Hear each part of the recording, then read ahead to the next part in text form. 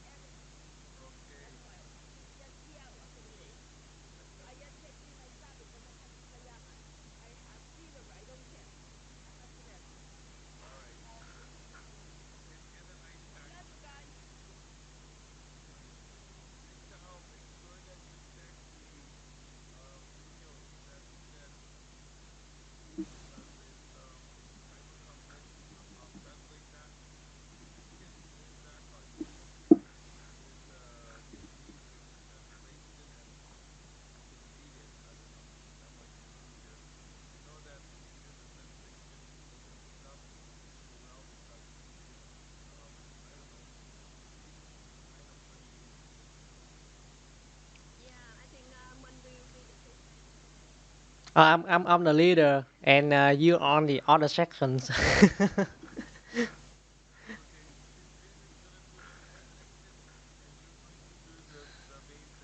Yep. Mm-hmm. No.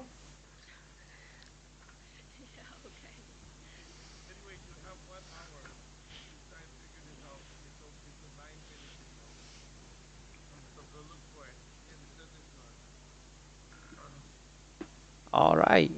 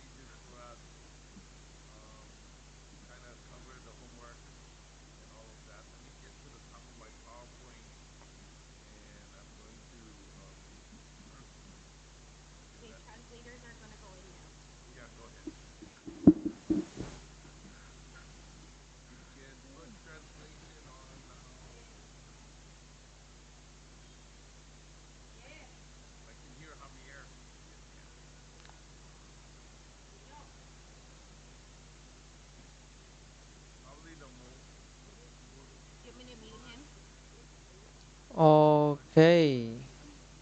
Chúng ta bắt đầu cái phần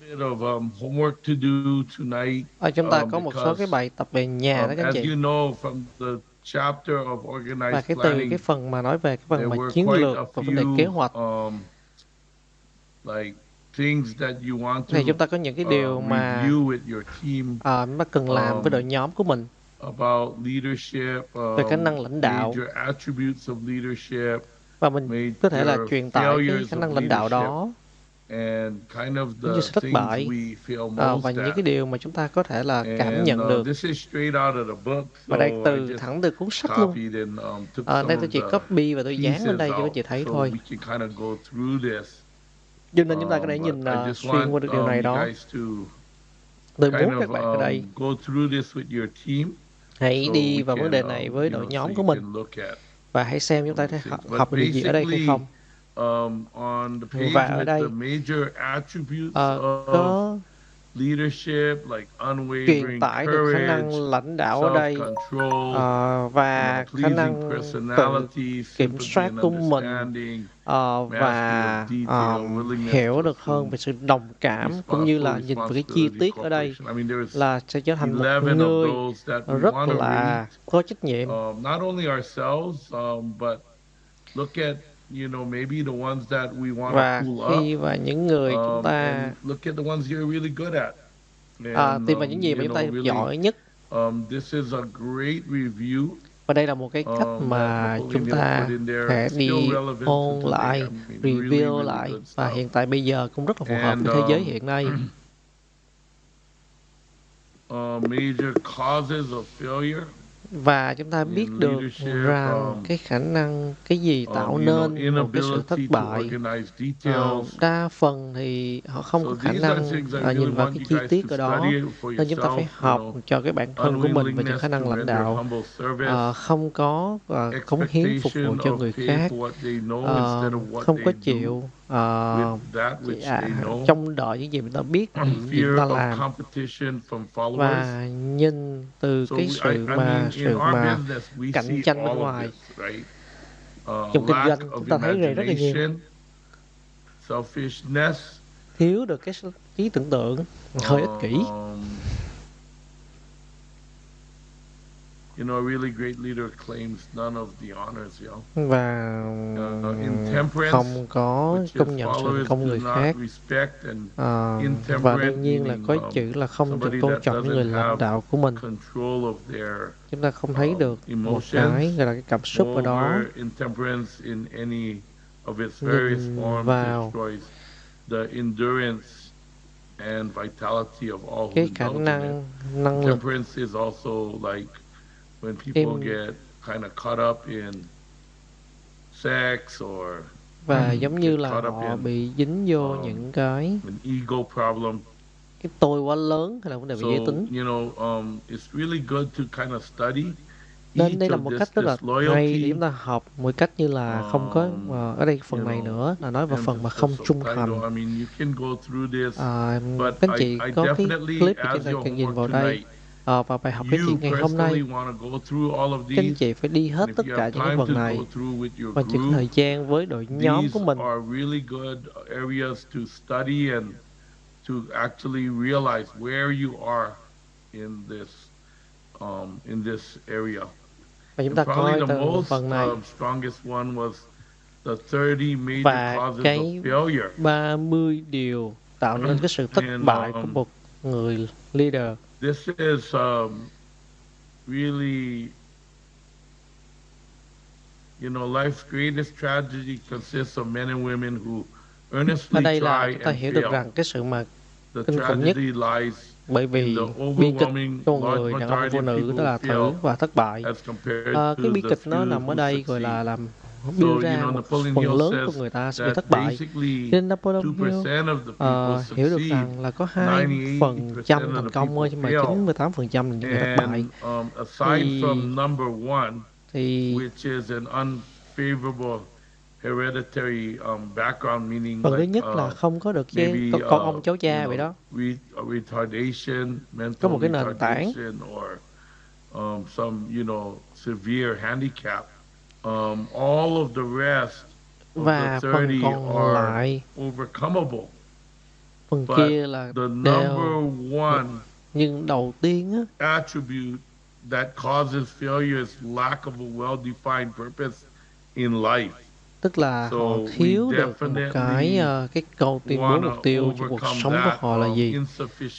Ví dụ ở đây là họ không có đủ cái giáo dục, có những cái I had a friend that was, a dear friend.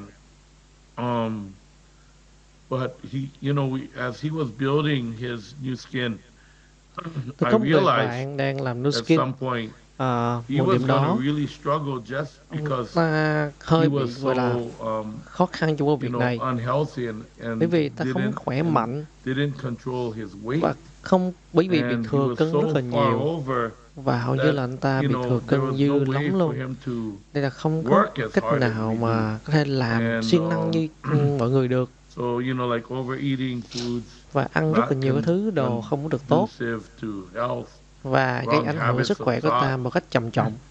giving expression to negative, wrong use of or overindulgence of sex, lack of proper physical Và sau đây chúng ta exercise, nhìn vào thiếu sự kỷ luật, thiếu inadequate sức supply of fresh khỏe, air due to improper breathing. không chịu tập I thể mean, dục. like, these are very specific Đây that là có rất là nhiều điều Napoleon mà chúng put ta thấy được, together, and I có think thể là xếp very lại được với nhau. valuable Nên một cái giá in trị này rất là lớn understanding nếu chúng ta có thể hiểu được. where maybe you could Ở do đây it. chúng ta có And thể I làm came được to điều the này. conclusion with my friend Đến một that cái kết luận của tôi mang tới that cho bạn của was tôi là one sao? of the things Đây là những cái điều mà that tôi if he nói với người didn't bạn của work tôi on, là he bạn tôi was cần not phải going hoạt to động, hành really động be ở able đây. to become a team elite. Anh không And là he trở thành một người really team wanted elite to, được. and I'll tell you, it really affected me, but I Bởi vì didn't anh ta know không chịu how to really hoàn coach thành những him điều at that này. time. I Và mean, lúc đó now thì anh ta with không this rất là kind những of người chart, coachable cho lúc đó. we could, really do something to Thì chúng ta help thực sự phải làm những điều people này, to overcome that phải vượt specific qua được những cái điều khó khăn issue, trên. and how important it is to to have all of these things Thì có running những cái for us, điều này cho họ. Unfavorable influences during childhood, and we have team elites that get Là tremendous phần của effect from 12 á, that, là cái chị nhìn điều này nè, and they là have to không có continuously work on cái that, cảm and xúc, that's gọi là kiềm chế kind of cảm xúc cho interesting những cái when gì you mà chúng read ta through this list. At least when mong I muốn read được. through it, Giống như là I can see người where, thích bài bạc vậy đó. being able to Tôi thấy identify có the những very người specific one tìm ra thing, được một cái and then phần, một working on thứ that one thing và can tập really trung cho cái help phần you đó đi. to Và cái coach phần your đó sẽ team giúp members đỡ cho over trở the thành một top, người but team also member for của bạn, trở thành một yourself người lên đến hàng đầu, to, hoặc cho cả really nhân coach của mình. yourself over the top. Hoặc là đưa Procrastination, lack of và chúng ta ví dụ persistence, như là trì negative hoãn nè, personality, lack of không có control, chịu kiên trì nè, all of these things, và trở thành người tiêu cực nè. lack of well-defined power of decision. One or more of the 6 basic Và những cái fears, điều which is gì kế tiếp mà fear chúng of ta thấy được rằng là poverty sao? is the Là chúng first ta one. sợ That's why là Thinking nghèo, Rich is khó nè. such an interesting book, Và đây là một cái sách rất là because hay. it really Bởi vì chúng ta có specifies thể thấy được là đưa ra overcoming căn that bản chúng fear ta of vượt qua poverty. được cái nỗi Really sợ does. này. And all of the Và homeworks những cái and điều mà things that bài we're tập giving nhà ta you đừng làm này là sao? kind of overcome Mang lại vượt this qua fear of những cái poverty. nỗi sợ của sự Wrong nghèo khó. selection of mate in marriage, over caution, wrong selection of associates in business, Bị or wrong chọn associates sai in hôn nhân. mastermind. Superstition and prejudice, wrong selection of vocation, sai lack of nữa, concentration of thiếu effort, sự tập trung và sự nỗ the lực, habit of thiếu sự indiscriminate quyết spending, đoán, really thói caused by the fear quen of poverty, của cái sự lack mà of kỳ thị của dân enthusiasm, tộc, thiếu cái sự năng nổ, intolerance, hay intemperance, bị cứng đầu quá, rồi quá nhiều thứ gọi là quá đáng trong cơ thể con người mình đi, và không có năng làm việc với người khác, về khả năng về tình dục quá nhiều, ăn quá nhiều, không khả năng và kết nối với nhiều người, possession of power that was not acquired through self-effort. That's one of the things that dùng những cái năng lực mà I không phải là required cái khả even năng my của own mình tự đi son, lên. for example, to build his own team elite, and Ví dụ là để con của tôi trở thành một người team elite, phải tự làm chứ không có thể sự hỗ trợ của tôi nhiều. Và đó là một cái cách mà chúng ta có thể đưa họ vào về cái năng lực để thành một người team elite. And it was not easy Và đó không dễ dàng tí nào. to watch him go through that. Và hãy nhìn vào anh ta đi vào xuyên qua chương trình này. Intentional dishonesty, egotism and vanity. Và đó nói về cái sự mà thiếu sự chính trực, cái tôi lớn, cái gì cũng đoán hết trơn thay vì mà suy nghĩ. Anyway, these thiếu are cái things vốn. I would like you guys to Đây là look những up cái gì mà chúng ta in cần the phải book, nhìn vào trong cuốn sách này and go through them và one by đi one, đọc with qua your một team, lần and I và nói think với this đội is gonna nhóm really của help mình. you guys để cho giúp. in that way.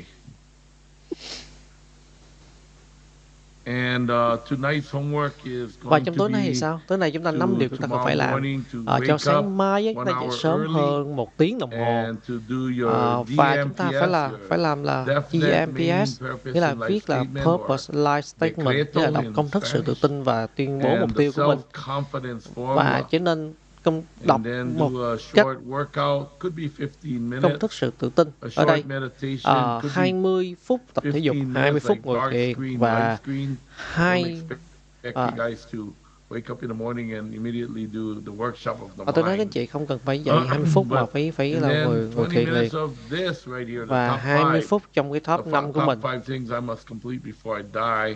50 Top điều 5 chúng ta cần làm things trước khi mà tôi I will chết đi. accomplish in 5 years, Và những điều gì mà nó làm 1 trong vòng là year, 1 năm, 1 month, 1 week, 1 tháng, 1 1 tuần, day, right? hoặc 1 ngày trong ngày hôm nay. So every day you rewrite Mỗi the ngày chúng list, ta có thể là ghi vào cái list but này don't của look mình. at yesterday's. Và đừng cứ nhìn vào ngày hôm qua. And the easiest way is just to write a notebook. Và viết vào cái notebook của mình. Make a special notebook for top Và 5. viết vào trong những cái điều quan trọng nhất mà chúng ta cần làm là sao. Và những gì mà tôi cần làm. 5 years, 1, 2, 3, 4, 5.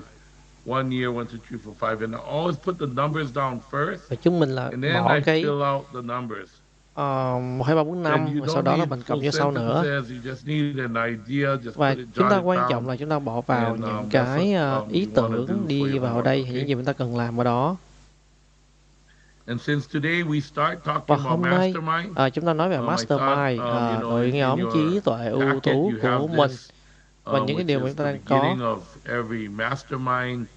Meaning, you read these statements, and so that's going to be part of và những gì your là một homework phần assignment. bài tập việc của chúng ta. Just to start organizing a mastermind with Đó là những cái gì mà chúng ta bắt đầu mình dùng về đội nhóm trí tuệ ưu tú để phát triển lên là Mastermind. We're going to cover that during the topic of Mastermind. So, okay, well, anyway. Rồi, cho nên là hôm nay đó là những cái điều mà chúng ta cần hiểu là như thế nào trong cái cuốn sách của mình. Cho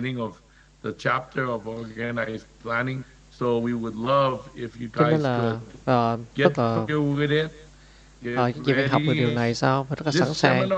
Vì với seminar này có thành công hay không là nhờ vào nỗ lực của tất cả các anh chị. Nó không phải tôi hay là bất kỳ ai ở đây nói ngoại chăng nữa đi, và chúng ta phải thực hành.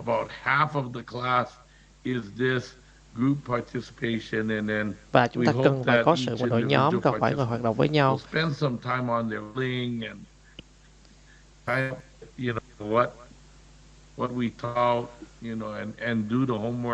Và nên nhớ là bài tập đều, thì những cái đó như là mang $300 trong túi của mình lúc nào cũng vậy.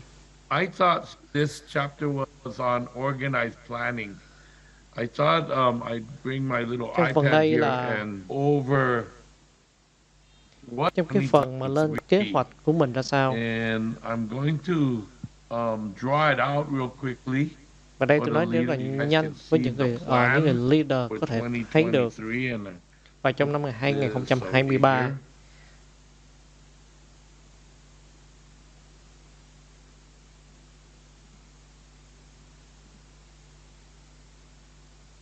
so what is the plan for 2023? Vậy kế hoạch trong năm 2023 là như thế nào? Giống như là đưa họ vào câu lạc bộ đọc sách. This is like, các anh chị thấy không, là 333 mỗi ngày đúng không? Là 3 cái contact mới mỗi ngày, 3 cái buổi trình bày mỗi ngày cho họ thấy cái buổi kinh doanh, và 3 người khách hàng mỗi tuần. Và mục tiêu thứ hai là chúng ta phải đạt tới 1.000 cái buổi thuyết trình càng sớm càng tốt, cho mọi người đi vào kết nối với họ bằng cách câu lạc bộ đọc sách chẳng hạn, qua Zoom, qua những câu lạc bộ làm đẹp, để mà và chúng ta mang cái năng lượng đến cho họ. Và đó là những gì phải làm no skin. Cho nên các anh chị, nếu mà năng lượng chị từ 6 điểm, chị luôn luôn là có số 0, năng lượng chị luôn luôn có từ số 7 trở lên. Các anh chị phải thấy được cái tầm nhìn ở bên đây, những gì đang ở bên ngoài và những gì ta có thể làm được. Và phần số 4 là sao? Tức là driving line, đào sâu. We call it the 5-level rule. Đó là đi vào cái That your công thức 5 biggest tầng. leaders are at least 5 executive generations down. That's the Chúng ta idea, đi to vào go những tầng down, dưới đây. drive the lines, right? At least 5th level locker. And number 5, launch your subconscious mind. Những gì mà chúng ta đi xuống. Xin chào tất cả.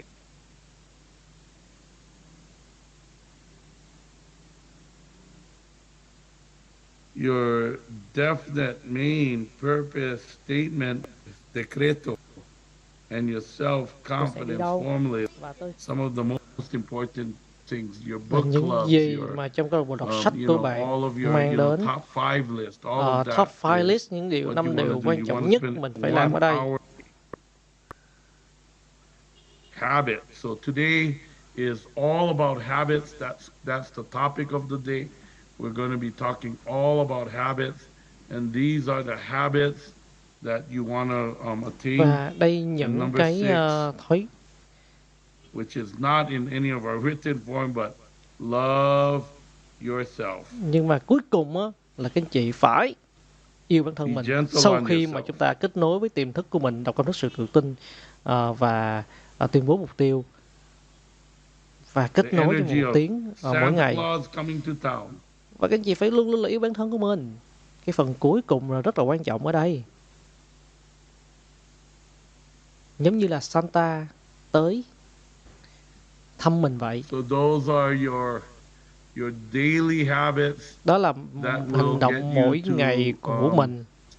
to your thing. So, you know, we're not going to cover this during our Zoom presentation, but for the leaders, Tôi sẽ nói I phần thought này this với cái was phần leader appropriate của for you mình. guys to make sure that you're, Để mà các anh chị translating what we're doing, dịch ra được, hiểu được Hill, những gì chúng ta and cần what we're làm, doing kết in nối our với business Napoleon making Hill the connection. I và just sự wanted kết to nối make sure để mà that you guys were chúng ta chắc getting được the rằng connection các anh chị có được cái together, sự okay? kết nối All chặt right. chẽ So ở with that, đây. anyway, Rồi ok, và những điều này thì sao? let's see what time it is. We got some time. Anybody got any questions? Các anh chị có những câu hỏi nào Yeah, đây I không? got a question, Alan. Yep. So I was noticing that ở you're đây. talking about 2,000 points becoming a brand Khi representative. mà ông nói về Yes. cái I'm 2.000 điểm assuming thành that's người just PR for thì sao? the other countries besides the US. Hình như là không, Yes, những that's nước khác besides the khác US. nước But Mỹ đúng even không? in the US, for example, Nước Mỹ this thì is sao? you, Đây là bạn, and you're not a brand rep yet, let's say. là cậu không phải là người And PR you đi. did 1,000. And Và you được did là 1,000 of customers. This is USA. đây là cái Your level 1 now USA ở đây. has 2,000. And now, in your first month, Và trong tháng đầu tiên, sponsor 5, mình tuyển you dụng have 5 người. 2,000. Right here, you're already a brand rep. Ở lúc đây là cậu cho người brand rep rồi. But Tại ở don't Mỹ stop thì there. Just keep on going one a week. tiếp tục như vậy. You'll have 10,000. Thì cậu có 10.000 điểm ở dưới đây. And you'll make probably 2,000. Thì kiếm được 2.000 đô la trong tháng But đó. the following month, oh my Trong những gosh, tháng you're kế going tiếp to make a lot thì more than that. rất là nhiều người. Okay, awesome. Yeah, it's going to be like, you're going to make like 8,000. I didn't do Nên the vậy có thể It's kiếm được 50,000 trong vòng này points. Not 5.000 all of ở it đây. is non-breakaway, but just it'll be probably, it'll be a lot anyway. Does that make sense? Yeah, totally. And just for simplicity, really, for no other reason Anh chị than hiểu rằng mọi we thứ nó can rất là all phải use the same đơn thing. giản ở đây. I'm Thì going ta to nhiều promote những cái thứ this strategy system cái all chiến year lược long, này so that we trong can all stay on the same page chúng and ta not be phải so biết được messed rằng up. một cái I cách felt like last year we were all doing different things. It was, if you're social media, you did a different thing. I mean, if you did, whatever you did different những gì things. mà chúng ta làm thì chúng ta hãy I làm khác realized nhau. late on in the year, all we had to do was both paddles. Những cái gì mà chúng ta phải bơi bằng hai tay như các anh chị. Very simple strategy. We're going to rock and roll, and it was quite well proven in Mexico. So I just want to use what they taught us. Và những gì mà tôi chia sẻ, những gì mà được dạy ở đây thôi. Okay, let me stop my share. Rồi. Well, guys, I mean, it's Ok a các chị, pretty thì đó là absolute những cái great day. We're going to be ngày rất là doing tuyệt a vời. lot of this kind of talking Rất là nhiều cái chia for sẻ our leaders mà mình đang training. nói về cái buổi leader ngày hôm nay. The 19th, 20 and 21st Và các chị, một số at chị the em same trong ngày time 19, as 20, our 21 thì chúng ta sẽ có as buổi huấn our luyện Think tại and địa Grow phương của Rich. mình về So cuốn Think and Grow what I'm Rich. planning is Và we những cái gì mà tôi đang will nói đây là start at East Coast time or Columbia time, phần 6 mà o'clock, Columbia hoặc one là hour before 6 with giờ leaders. sáng. We're going to be covering some awesome topics Và có rất là for nhiều cái điều leaders. rất You là guys hay are dành cho going to leader ở love đây. the topics Nên các we're chị going chắc to chắn cover sẽ rất là yêu thích điều này. of how to do some really cool things. I don't want to say because there's must be a lot of students on, but anyway, there's a lot of really cool subjects for Đây rất là leaders. nhiều cái I điều mà mentioned chúng it ta yesterday. có thể You lấy guys are được. here early, and then for students, we're going to be talking about how exactly to do this business.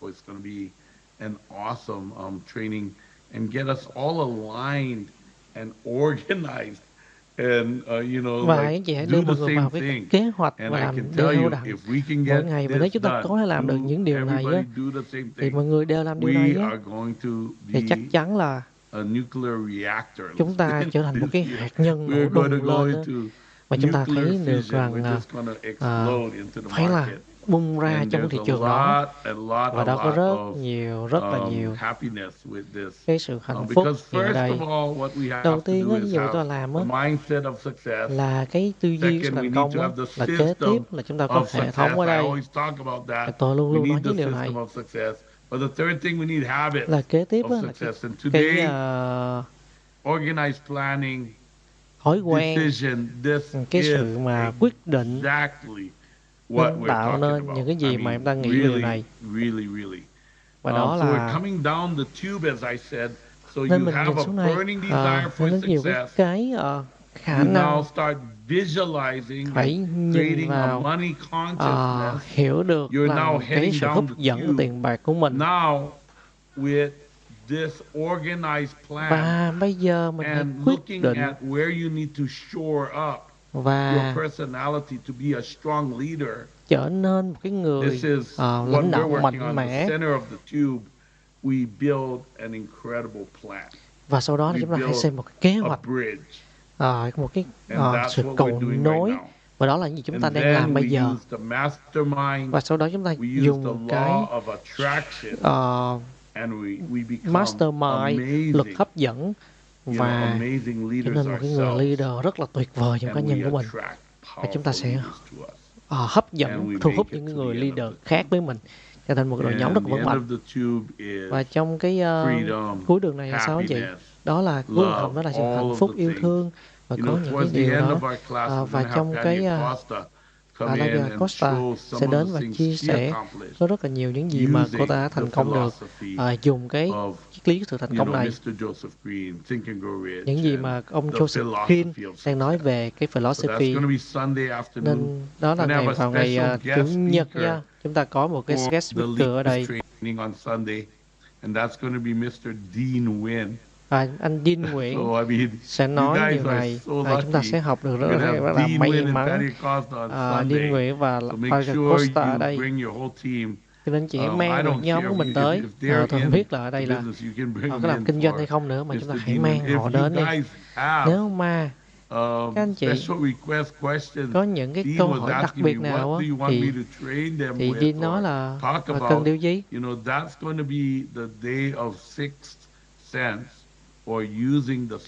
Và dùng cái giác quan thứ 6 mình như thế nào? Và ngày mình vượt qua được cái nỗi sợ của mình.